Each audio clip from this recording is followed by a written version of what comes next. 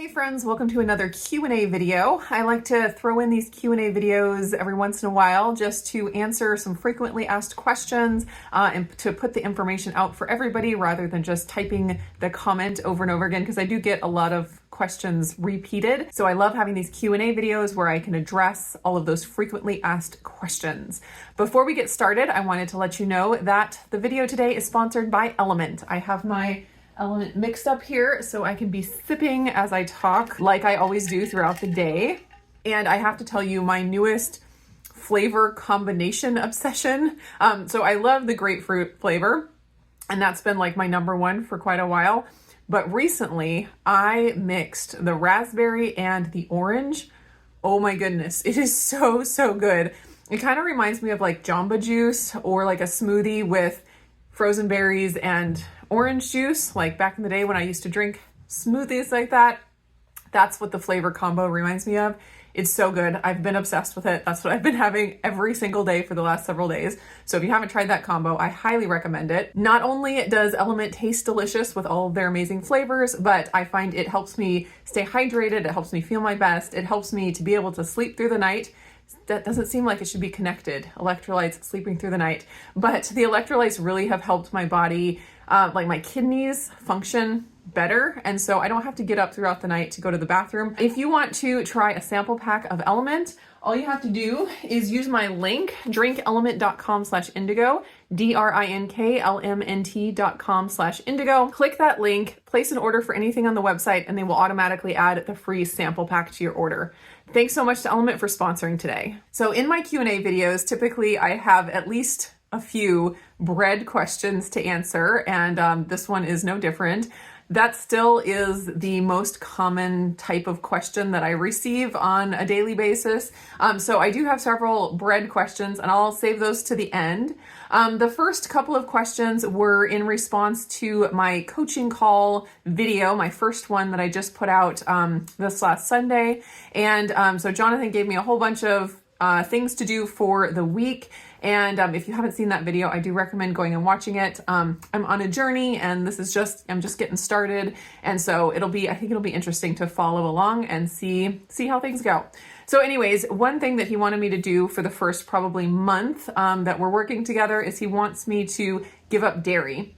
And so a couple questions about that. First question is from Gail. She asks, what about coconut milk for cream for coffee? And then she also asks about goat milk if it's inflammatory. So coconut milk is great when you're going dairy-free. I've gone dairy-free quite a few times in my life, and coconut milk is great. Now, I will never say that coconut milk tastes the same as milk or is just as good as heavy cream or anything like that.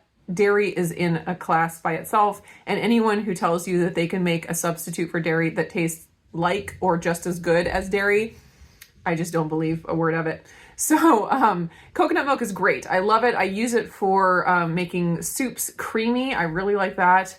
Some people will ask, like, does it just taste like coconut soup? And if you're not used to it, like I feel like the first few bites, you're like, oh yeah, I can taste coconut. But then once you get the dairy out and you're using the coconut milk regularly, I don't taste coconut anymore. When I use it, I just taste creamy soup. So coconut milk is great for that. I use it in other recipes. Curries, of course, is delicious.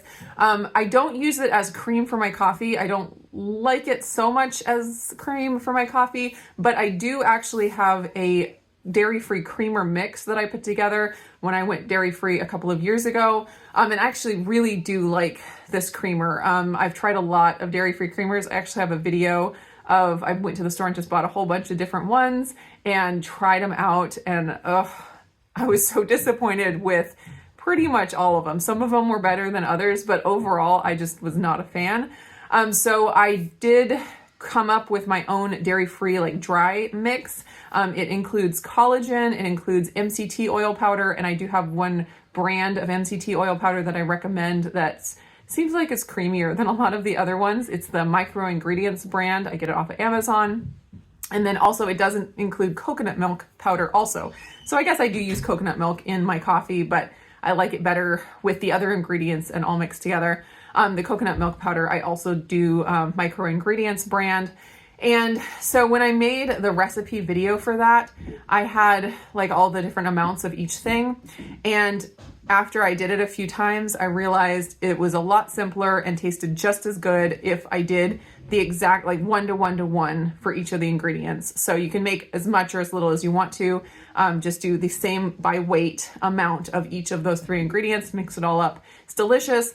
The collagen isn't needed for like the creaminess of it. You get the creaminess from the MCT and the coconut milk powder. The collagen is of course good because it's collagen. It's good for your hair, skin, and nails, all of that. But then it also helps it mix in easier. Something about the collagen being mixed in there, the whole mixture mixes into coffee easier. So even if you're out and you have like the powder and you dump it in, and you just stir it with a spoon, it does mix up. If you don't have the collagen in there, you need to have some kind of a frother or something like that to get it to mix in. So that is my favorite dairy-free coffee creamer. As far as the question about goat milk being inflammatory, I think it really just depends on the person. For some people, cow dairy is not inflammatory. And so it really depends on the person. There are lots of great health benefits to goat milk, but it really just depends on what a person's tolerances. Next, I have 2 similar questions from Amy and Phyllis, and they were asking about Keto Chow on my new dairy-free month, and asking if I need to give up Keto Chow. And the answer is not completely, but Keto Chow's main line is milk protein based. And so that, of course, I would have to give up because it is dairy. But they do have the core line. It's a lot smaller, a lot less variety than the main line, but it's also very, very delicious. So they have the core line. They use beef protein in it instead of milk protein. And then it is sweetened with stevia instead of sucralose.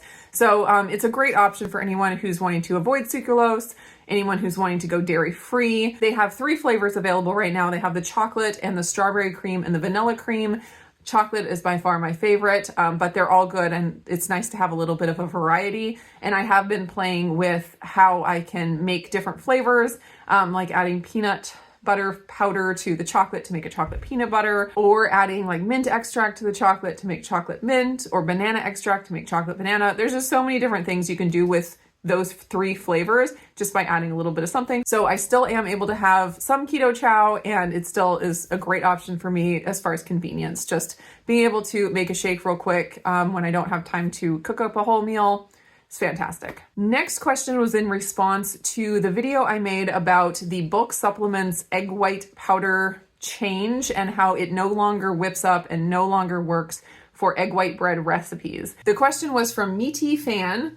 Any thoughts on ways to use up the bulk supplements brand if we have a lot that does not whip up? That is a fantastic question because I know it's so frustrating. People just went ahead and bought it without thinking that they might have changed, because you just assume if you've bought it before and it was a certain way, you buy it again, it's going to be the same way. Sadly, that is not the case. So if you have bulk supplements egg white powder that you need to use up, I recommend making protein breading with it. This is one of my absolute favorite keto recipes. And it's not just a recipe, it's like a basic recipe that can be used in all kinds of variations. So the main ingredients are egg white powder, pork rind crumbs, and gelatin. And then you can add different spices depending on what you're making. But I have made like buttermilk fried chicken. I've made mozzarella sticks. I've made onion rings, chicken strips, of course, chicken nuggets. You can just bread anything that you would use, like panko breadcrumbs for. It works great. Oh, chicken parmesan, fantastic. Adding some like powdered Parmesan cheese into the breading. So good. So I definitely recommend using up any egg white powder that won't whip up in something with the protein breading. I like to do a huge bulk batch of protein breading. It stays good in my pantry. I mean, I use it up pretty fast, so I haven't let it sit for months or anything, but at least a month, it should be fine. And you can always refrigerate it too if you're worried about it. But you can just use it for so many different things. It adds so much protein to your meal. Next question is from Sandra, and she was asking on one of my community posts when I was posting about the Prime Protein sale that just happened. She was just asking if I have other ideas for recipes rather than just making it into a protein shake. And yes, I do. I have a lot of recipes that I've done with the Prime Protein. I made one basic recipe of cupcakes. It was peanut butter cupcakes. And I've kind of taken that recipe and just changed a few different ingredients and made it into a bunch of different things. So the first one was the peanut butter chocolate cupcakes with cream cheese chocolate frosting. So good. I really should make those again. I'm thinking about trying to make some that are dairy free because it would be pretty easy, I think, except for the cream cheese frosting, of course, but the cupcake part. So I made those, and then I made the sticky pecan cake. So it was the same recipe, but instead of doing peanut butter, I did pecans and ground those up in my Vitamix. And then instead of a frosting, it had kind of a crumble topping with the pecans. And then I also did donuts with the same base recipe. And I think I used cashews in that. I think I did a chocolate mint with cashews, because cashews are kind of more neutral as far as flavor. So you can kind of just have that be more plain and have the other flavors shine through. So anyways, I have several of those kind of recipes. I have a recipe for a protein lava cake that is really, really delicious. Also protein ice cream that I've made with the Prime Protein, and I did that one dairy free with coconut milk, also very good. So I will put a link to that playlist here in the cards and in the description of the video. All right, now we are going to go into the bread question portion of the Q&A. The first one is from UFO Quilter 86. If you are carnivore and want to make this bread, it was one of my egg white breads, one of my basic egg white breads, but do not want to use allulose for any sweetener. What do you replace the allulose with? Do you add more of one of the other ingredients? Okay, so allulose, a lot of people think like, why would I want my bread sweet? And like, I'm just going to leave the allulose out. But allulose in the egg white bread really serves the purpose of allowing it to brown, and it also gives the bread a really nice texture. So you can leave it out, but you're going to get a much different end product than if you left it in. I do have a video where I think it's called to allulose or not to allulose or something like that. And so I did 2 loaves of bread side by side, and one with allulose and one without, and you can see very clearly, you can see the difference. So it is possible to get a bread loaf without the allulose, but like I said, it's going to be very different. I don't really love it. If you do want to make it without allulose, I do recommend to increase the oven temperature. So usually they're cooked at like 325, bump it up to 375 or 400, maybe cook it a little less, but that's going to allow for it to brown a little bit. Still won't be very brown, but it'll brown a little bit more. And then it's really unnecessary to replace it with another sweetener because the other sweeteners just don't brown like allulose. Since we're not using it for the sweetness, there's no point in adding the other sweetener unless you just like the taste. You could add just sugar or honey or something like that because that would brown, probably not as much as allulose because allulose really browns a lot, but adding a little bit of regular sugar or honey or something like that would allow for a little bit of browning. But of course, if you're carnivore, you probably want to avoid that unless you're a carnivore that does use honey, then that would be a good option. Next is from Sarah. She asks, can this, and it was just one of my bread recipes, can this be used for pizza crust and how does it turn out? So the answer to that is absolutely yes. The egg white bread makes excellent pizza crust, and it's actually a lot more foolproof than trying to do a loaf because with the loaves, things can sink and, get all wonky. It can be a little bit difficult, but with the pizza crust, it's just pretty foolproof. You just kind of pour it onto the pan, you make it into a circle, bake it for like 10 to 12 minutes. So it's, hard enough to put the toppings on, throw it back in the oven and let it crisp up. It's great. I also recommend if you are trying to make bread and the humidity is not working for you and you can't get the batter to really whip up, if it's just too thin, that's a great thing to use for pizza crust because you can still pour it onto your pan and spread it out. It's not going to make a great loaf, may not rise as much, it may be more dense, but when you spread it out as a pizza crust, it's a really great way to use that. So if you're ever trying to make a loaf of bread, doesn't turn out, just dump it on a pan, turn it into a pizza crust. The other thing you can do with it if you have a batch that's not wanting to whip up is you can cook it on a griddle like pancakes, and those actually turn out really well also. Next is from Kimbucha1, which I love that name, that's fantastic, wondering why I don't use a silicone pan for my egg white bread. So the answer to that is I actually have, and I have some videos where I've shown like I have a couple of mini silicone pans that are smaller than my big one that I usually use.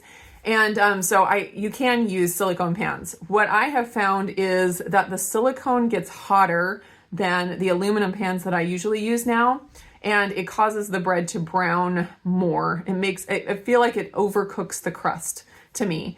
So I do prefer using the aluminum pans. If I were to like not have my aluminum pans and need to go back to only silicone, I would probably start reducing the temperature of the oven, because I just don't want the outside to get so brown before the inside gets cooked. So I do kind of lower and slower if I were to just use the silicone. Last question is from Dexter. He is asking, any plans to get a co-packer and produce and sell egg white bread mix? The answer to that is no. Absolutely not. And part of the reason is because of how finicky egg whites are and how environment really makes all the difference with if a recipe turns out or not. So just the liability of having a product that I'm selling to people and the possibility that it just doesn't work for them, it's just not something that I want to do. If I, had like a cookie mix or something like that where, you can't really mess it up, then I would maybe consider it. But the egg whites, they're just too finicky, and I just wouldn't feel right about selling it. I feel like there would be way too much customer service of people upset because it didn't work out for whatever reason. I already deal with upset people contacting me, leaving comments about how the recipes just don't work, either because of, the humidity in their area, their altitude, or because they ordered an egg white powder that just is processed a different way and doesn't whip up. All these different things that I already deal with enough of that trying to actually take money from people and sell them a product, I'm just not willing to go there with an egg white based recipe. All right, those are all the questions I have today. If you have any other questions for next time, be sure and leave them down in the comments. Thanks so much for watching, and I will see you again in the next video.